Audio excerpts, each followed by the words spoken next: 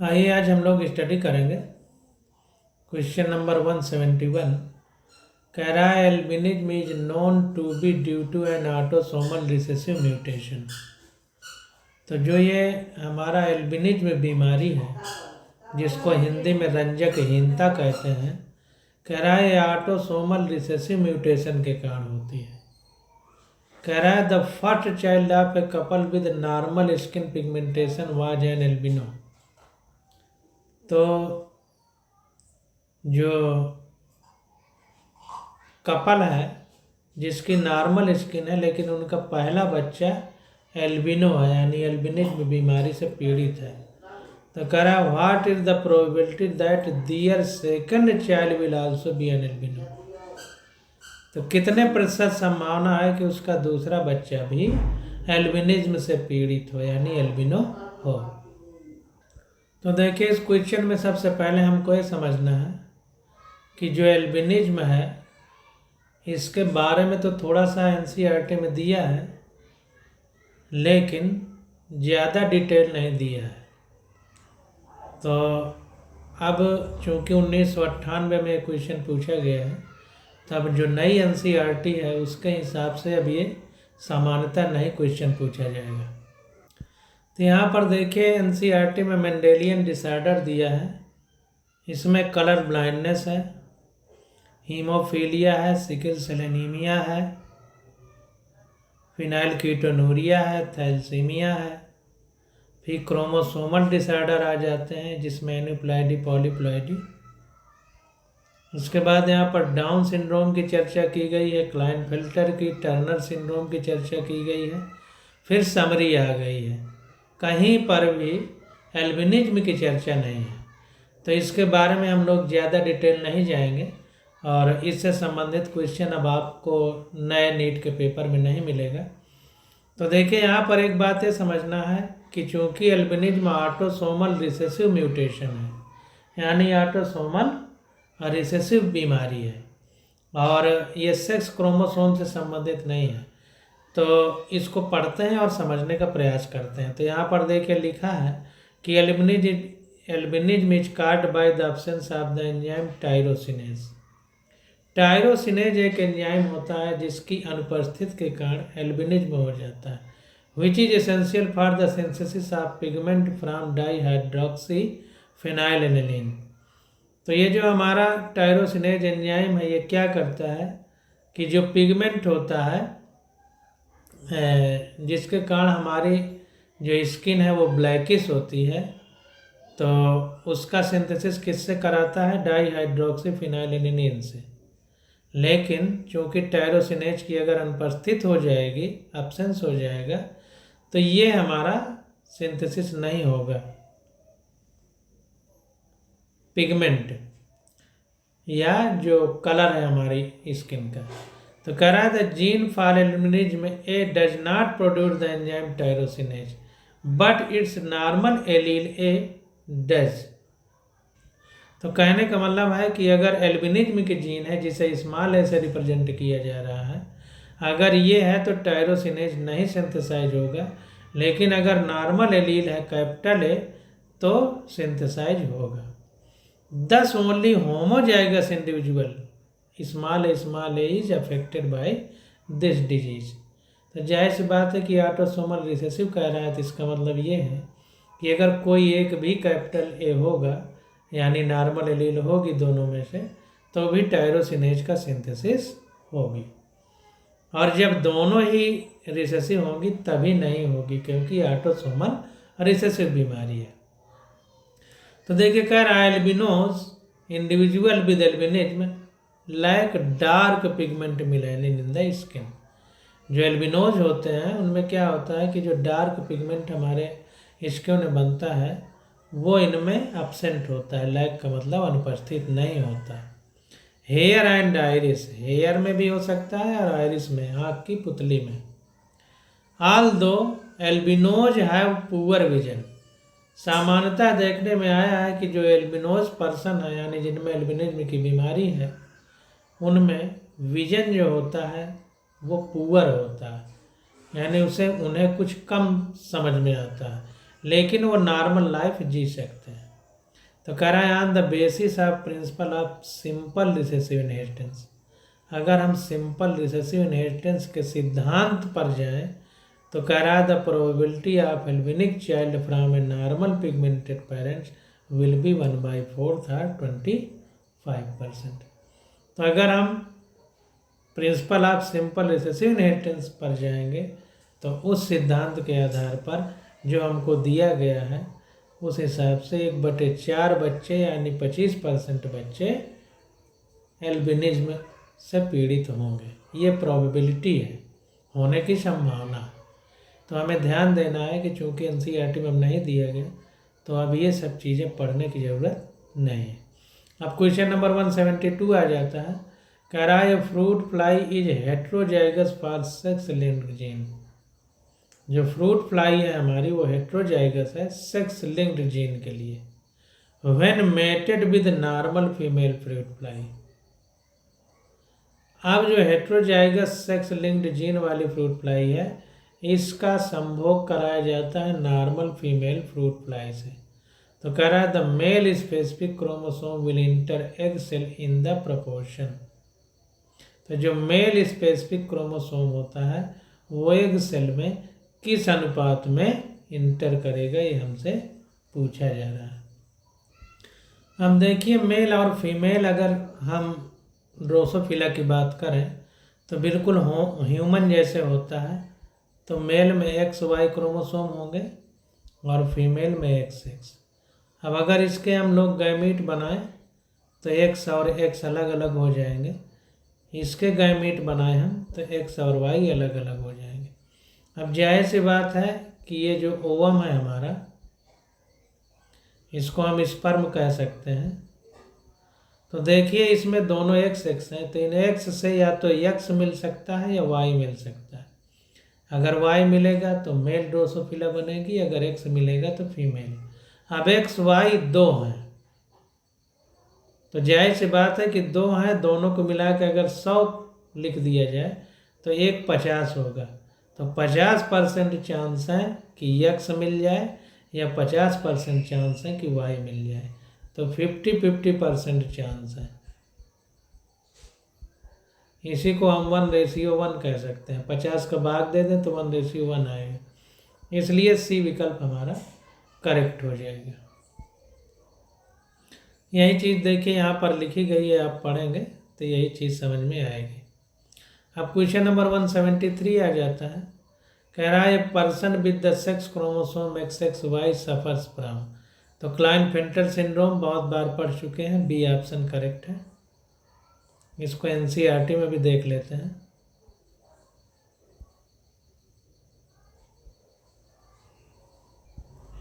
Klinefelter syndrome 47 chromosome हो जाते हैं XXY।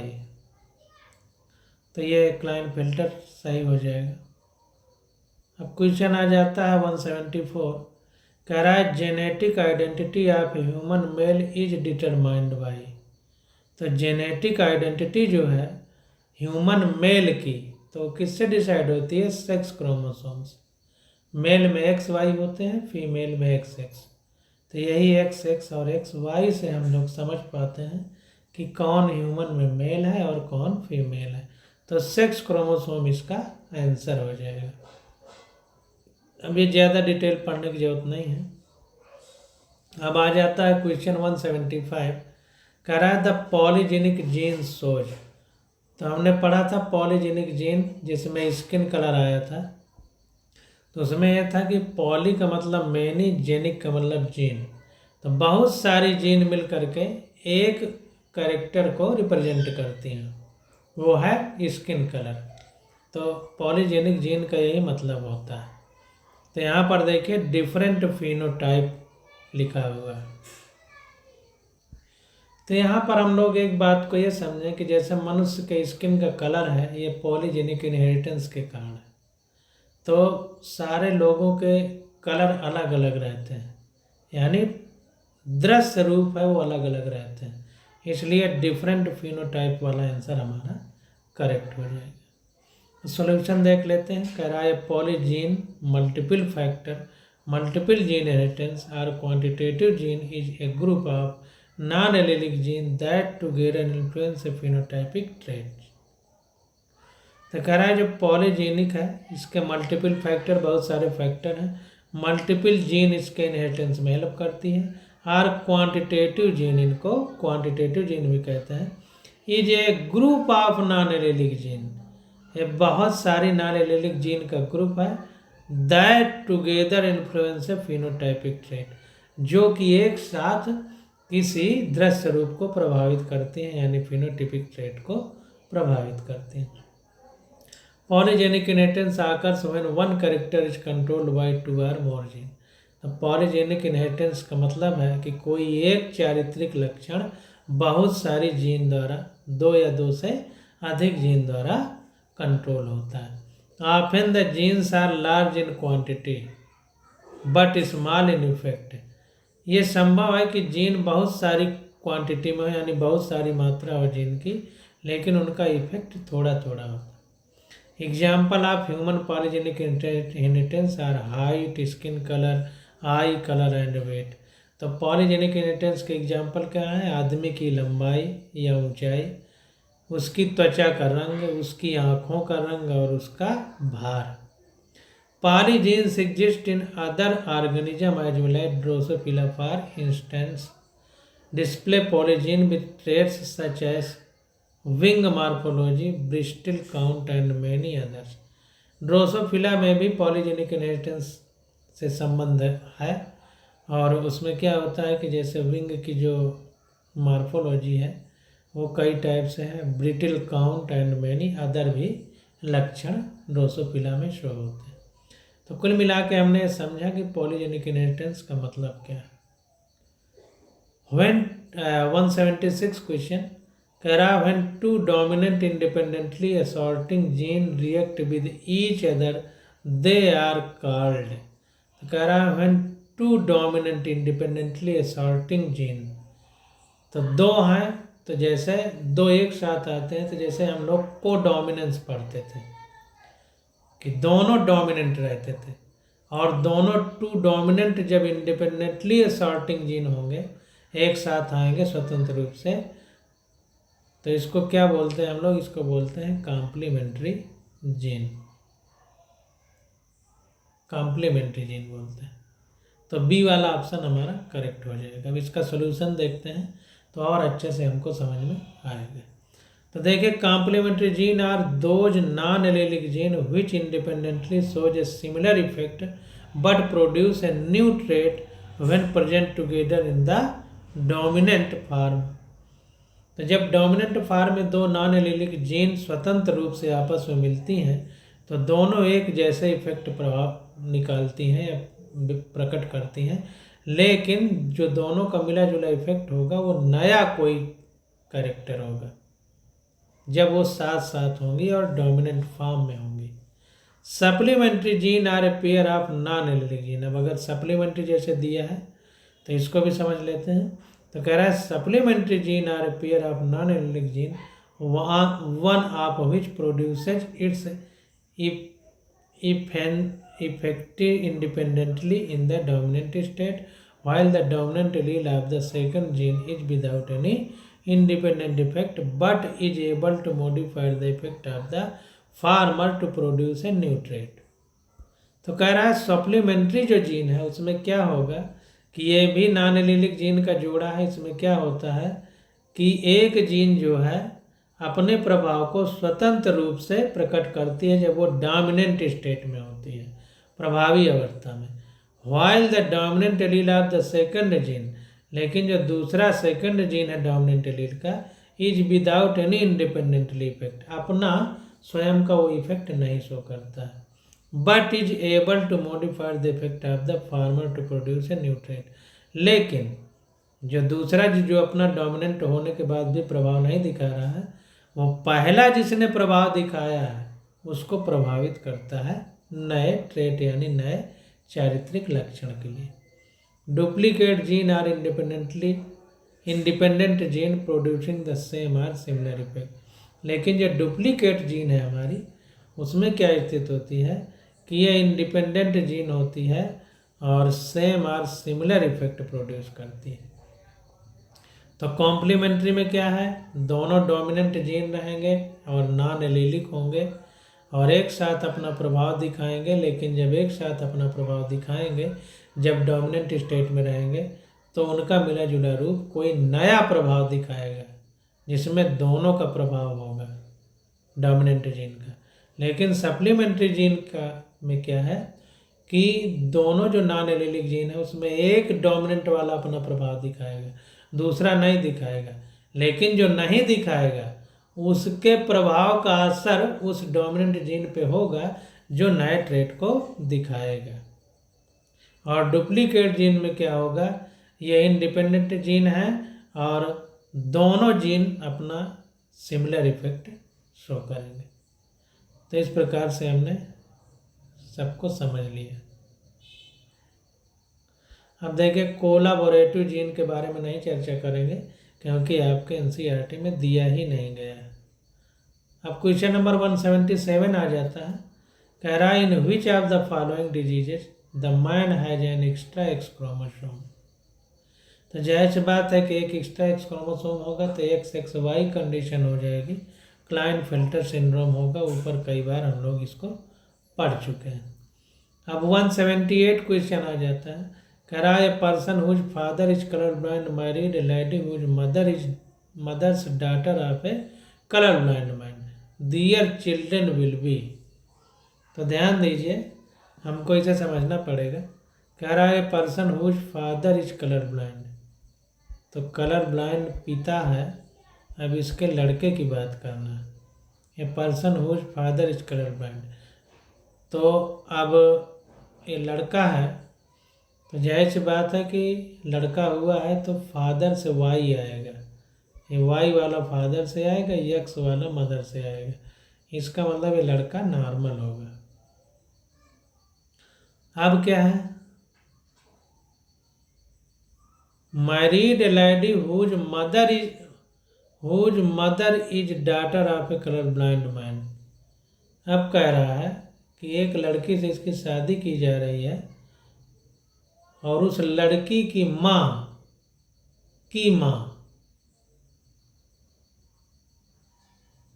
Whose mother is daughter of a colour blind man,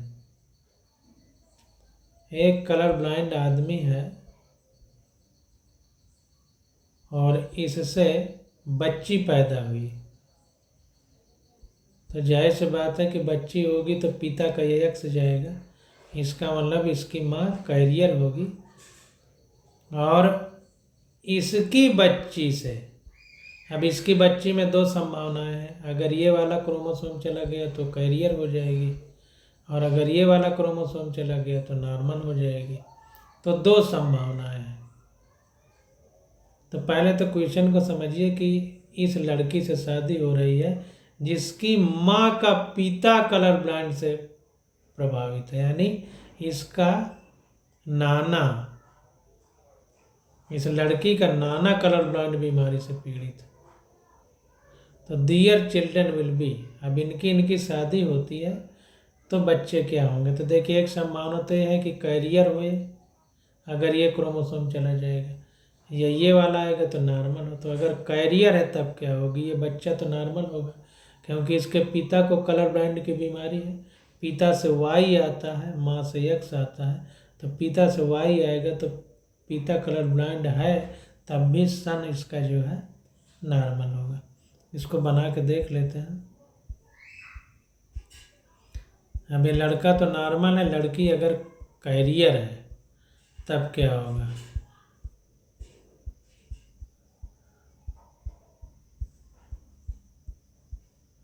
तब ये हो जाएगा कि एक लड़का कलर ब्लाइंड से पीड़ित होगा, एक लड़का सामान्य होगा अगर ये लड़की कैरियर है तब, और अगर नॉर्मल है तो सारे नॉर्मल हो जाएंगे क्योंकि कोई जीन ही नहीं है कलर ब्लाइंडनेस का। तो बस इसी संभावना को हम लोग समझते हैं। तो अगर ये कंडीशन होगी तो देखिए 50% ना इसके बच्चे जो है नॉर्मल हैं, ये वाले सन की बात हो रही है, और ये कलर ब्लाइंड से पीड़ित है। और लड़कियों में एक 50% लड़कियां कैरियर होंगी, 50% नॉर्मल होंगी। तो बी वाला आंसर इसका करेक्ट हो जाएगा। अब देखिए एक समान और बनती है, जैसे कह रहा है ऑल डाटा नॉर्मल, तो ये भी करेक्ट हो जाएगा अगर कैरियर को ना ध्यान दें, क्योंकि ये नॉर्मल तो दिखेगी ही ना, कैरियर जरूर है लेकिन देखने में नॉर्मल रहेगी। तो some son normal and some colour blind.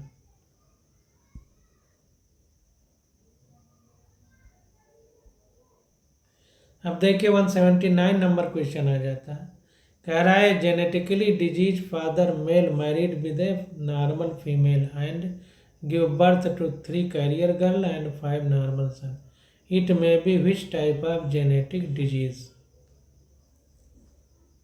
अब यहाँ पर देखिए ए जेनेटिकली डिजीज फादर, जो पिता है उसमें बीमारी के लक्षण है, और एक नॉर्मल फीमेल से वो शादी कर लेता है। जब शादी होती है तो उसमें 8 बच्चे पैदा होते हैं, जिनमें जो गर्ल हैं तीनों गर्ल कैरियर हैं और 5 बच्चे उसके जो है नॉर्मल हैं। तो कह रहा है it may be which type of genetic disease, तो ये किस प्रकार की जेनेटिक बीमारी है। तो देखिए जाहिर सी बात है कि कैरियर है ये गर्ल, तो कैरियर है तो जाहिर सी बात है कि किसी एक क्रोमोसोम पर इस बीमारी का असर होगा।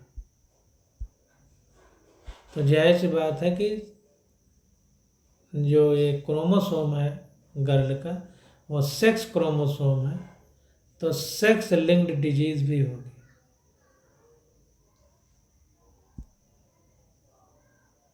अब इसका सॉल्यूशन देखते हैं और समझने का प्रयास करते हैं। It is a sex linked disease, it is a disease which occurs due to gene responsible for determination the character concerned and is carried on a sex chromosome. तो ध्यान दीजिए कि ये जो बीमारी की बात कर रहा है कि 3 लड़कियां कैरियर है, 5 बच्चे उसके नॉर्मल हैं, तो ये सेक्स लिंक्ड डिजीज है। It is a disease which occurs due to a gene responsible for determination the character concern and is carries on a sex chromosome. तो इस बीमारी के लक्षण जो है, जो सेक्स डिटर्मिनेशन वाली जीन होती हैं या सेक्स क्रोमोसोम जिसको कह सकते हैं, उसके द्वारा कैरी किए जाते हैं या ले जाए जाते हैं। In human this is away x chromosome example colour blindness. अगर हम मनुष्य की बात करें तो this is always x chromosome, तो ये हमेशा एक्स क्रोमोसोम से संबंधित होगा, जैसे कि बीमारी का नाम दिया जा रहा है colour blindness. Here A genetically disease father, यहाँ पर क्या है कि जो पिता है उसमें बीमारी है, married with a normal female, एक होमोजाइगस लड़की से शादी होती है, तो colour blindness is recessive to normal vision. तो जो कलर ब्लाइंडनेस है ये रिसेसिव बीमारी होती है, तो रिसेसिव है इसलिए colour blindness is recessive to normal vision, so that the son produce would be normal. तो चूंकि देखिए जो सन है उसमें एक ही एक्स क्रोमोसोम होता है, और अगर उस एक्स क्रोमोसोम में बीमारी का लक्षण है तो फिर कलर ब्लाइंडनेस शो होगी, और अगर रिसेसिव है मतलब उसमें नहीं है तो नॉर्मल विजन वाला होगा। But daughter will B heterozygous, लेकिन अगर डाटर है हेट्रोजाइगस है, यानी डाटर में दोनों एक्स क्रोमोसोम है, तो एक में बीमारी का लक्षण है, तो देखने में तो नॉर्मल रहेगा दृश्य रूप, नॉर्मल फिनोटाइप का मतलब दृश्य रूप नॉर्मल रहेगा, which means that these daughter will be carrier. कहने का मतलब कि ये जो लड़कियां होंगी ये बीमारी के लिए कैरियर होंगी ऑन दिस ट्रेट, इस ट्रेट के लिए। यहाँ पर देखिए हमने बना के दिखाया कि बीमारी से ग्रस्त पिता है और नॉर्मल वोमेन से उसकी शादी हुई है, मतलब नॉर्मल जो मेल है वो बीमारी से ग्रस्त है और जो फीमेल है नॉर्मल, शादी हुई तो देखिए जितने लड़के हैं वो सब नॉर्मल हुए और लड़कियां कैरियर हुई है। तो ये सेक्स लिंक्ड रिसेसिव डिजीज है, तभी ऐसा हो रहा है।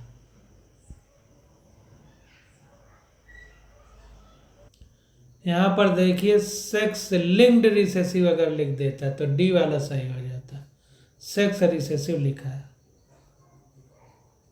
अब क्वेश्चन नंबर 180 आ जाता है, कह रहा है when two genetic loci produce identical phenotypes in cis and transposition they are considered to be. तो ये देखिए आपके कोर्स में नहीं है तो इस क्वेश्चन को हम लोग छोड़ सकते हैं। वैसे चूँकि दिया है और सिस ट्रांस की जो पोजीशन है ये केमिस्ट्री में भी है, तो सिस का मतलब सेम होता है, ट्रांस का मतलब अपोजिट। तो जैसे मान लीजिए कोई हम ये कंपाउंड बना दें, इसमें ए है, इसमें बी है और इसमें ए है, इसमें बी है, और एक और बना दें इस तरह से, इसमें ए है और इसमें बी है और इसके बाद इसमें बी आ जाए और ये ए आ जाए। देखिए इसमें ए सेम साइड है इसलिए सिस पोजीशन, ए और ए अपोजिट साइड होगा इसलिए ट्रांस। तो ये सिस है, ये ट्रांस है। सिस ट्रांस का मतलब ये होता है।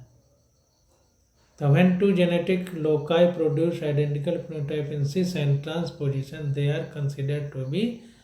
इसको हम कैसे कंसीडर करते हैं, तो स्यूडो एलील्स के अंतर्गत कंसीडर करते हैं। लेकिन चूंकि आपके कोर्स में नहीं है तो इस पर हम ज़्यादा विचार नहीं करेंगे।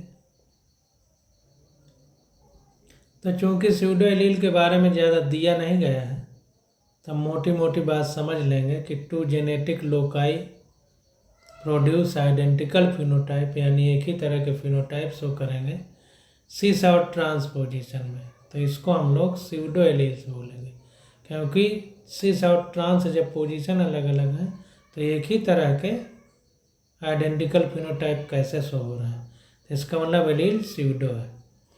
और चूँकि ये कोर्स में नहीं इसलिए इसकी ज़्यादा डिटेल में चर्चा हम लोग नहीं करेंगे। अब क्वेश्चन आ जाता है 181, तो इसकी स्टडी हम लोग अगले लेक्चर में करेंगे। आज बस यहीं तक।